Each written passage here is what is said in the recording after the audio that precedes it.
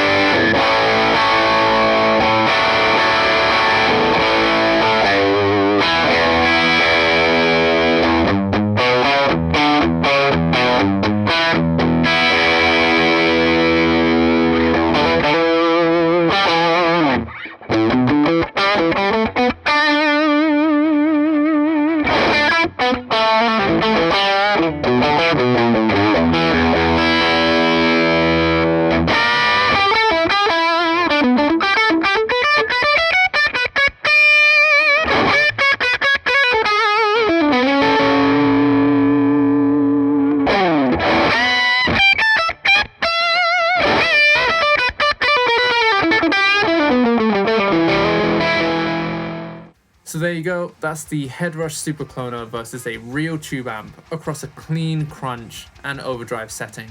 Honestly, I'm blown away by how close that SuperClone gets, especially within the clean and crunch settings. The dynamics and characteristics are spot on, plus it's weird to say this, but the response really feels authentic, especially when playing through a pair of good studio monitors.